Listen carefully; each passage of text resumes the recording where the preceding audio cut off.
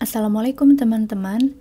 Karena banyaknya pertanyaan seputar kamera dan editing, kali ini aku akan bahas khusus tentang bagaimana aku buat video mulai dari planning, shooting, kamera yang aku pakai, lighting, audio, dan proses editingnya.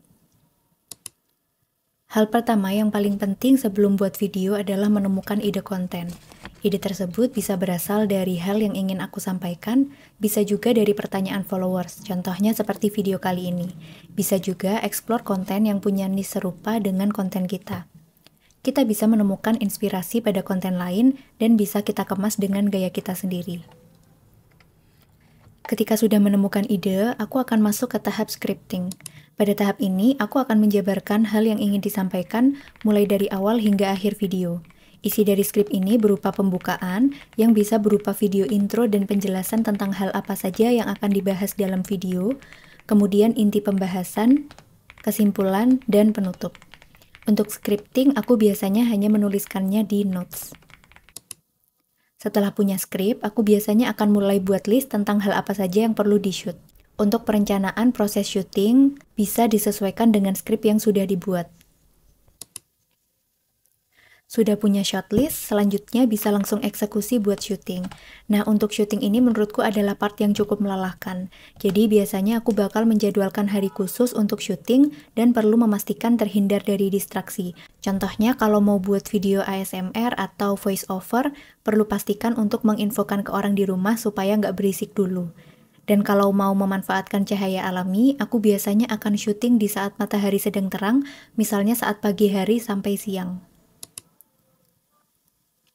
Untuk kamera, aku baru aja upgrade ke kamera Fujifilm X-S10. Sebelumnya aku pakai kamera DSLR Canon 600D.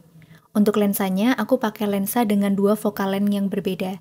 Yang pertama ada Meike 35mm f1.7 dan satu lagi adalah Viltrox 23mm f1.4.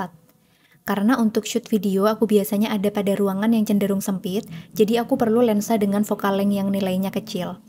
Semakin besar focal length-nya, maka lensanya akan lebih zoom. Sehingga saat syuting kita harus menjauhkan kamera lebih jauh yang membuat focal length besar itu lebih cocok untuk outdoor atau ruangan yang luas. Selain itu, untuk bukaan lensanya aku juga lebih suka lensa dengan bukaan besar, yaitu yang nilai f-nya di bawah 2. Karena lensa dengan bukaan lebar itu biasanya lebih friendly untuk syuting di tempat yang minim cahaya. Hal yang paling aku suka dari kamera Fujifilm ini adalah fitur film simulation-nya. Di kamera ini sudah disediakan semacam filter yang bisa digunakan untuk mood yang berbeda-beda. Jadi biasanya untuk shoot video aku akan pilih salah satu film simulation di sini dan aku atur juga white balance-nya, sehingga pada proses editing itu tidak terlalu memakan waktu untuk proses color grading. Dan ini adalah hasil video langsung dari kamera sebelum masuk ke proses editing. Hasil video ini sudah bisa langsung dipakai. Tapi aku lebih suka adjust lagi sedikit saat proses editing. Ngomongin soal tripod, aku pakai 3 tripod untuk fungsi yang berbeda. Tripod pertama ini adalah tripod yang berdiri. Ini biasa aku pakai kalau aku perlu pindah-pindahkan posisi kamera, karena bisa diatur tinggi rendahnya dan gak susah juga untuk dipindahkan. Tripod kedua ini adalah tripod yang aku pasang di meja. Biasanya aku pakai untuk buat video overhead, misalnya saat buat tutorial gambar. Tripod ini cukup kuat buat nahan kameraku yang lumayan berat, asalkan dikunci rapat. Kemudian tripod yang ketiga ini adalah tripod yang biasa aku bawa saat keluar rumah. Karena bentuknya ringkas, jadi lebih enak bawa tripod kecil ini untuk bepergian. Pencahayaan yang aku pakai itu utamanya cahaya natural. Tapi kalau misalnya kurang terang, biasanya aku tambahin pakai lampu meja yang aku hadapkan ke langit-langit. Tujuannya supaya bayangannya itu lebih soft.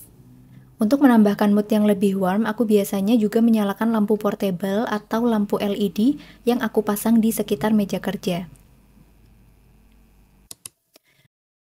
Untuk rekam audio langsung dari kamera, aku pakai mikrofon Rode Video Micro.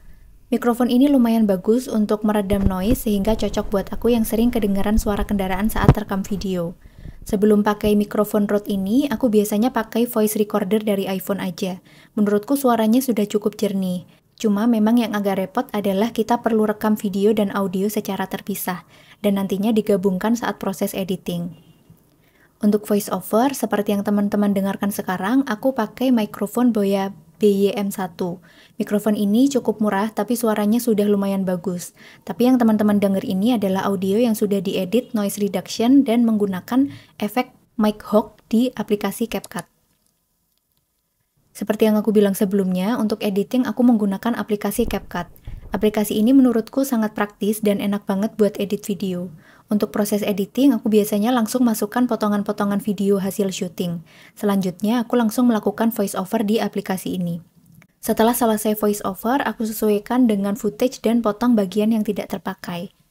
Di aplikasi CapCut ini, kita bisa tambahkan filter, dan filternya itu lumayan bagus-bagus. Filter yang paling sering aku pakai adalah filter Bad Bunny dan Vintage. Setelah menambahkan filter, efeknya bisa kita kurangi sampai dirasa pas. Biasanya kalau kurang terang, aku akan adjust lagi dan cerahkan videonya.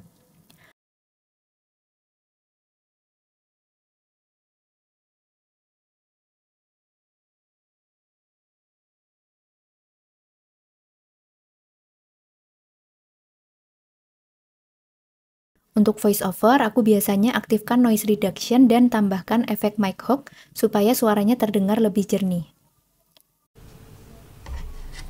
Nah, kurang lebih itulah tadi proses pembuatan video yang aku lakukan, baik itu untuk Reels Instagram maupun YouTube. Sebenarnya untuk bikin video estetik, peralatan mahal itu nggak menjamin konten kita bisa bagus. Akan lebih baik kalau kita bisa menguasai alat yang kita punya dan kuasai skill pengambilan gambarnya serta editingnya dulu. Semoga video ini bisa menjawab rasa penasaran teman-teman terkait perlengkapan shoot video dan aplikasi editing yang aku pakai. Sampai jumpa di video lainnya. Wassalamualaikum.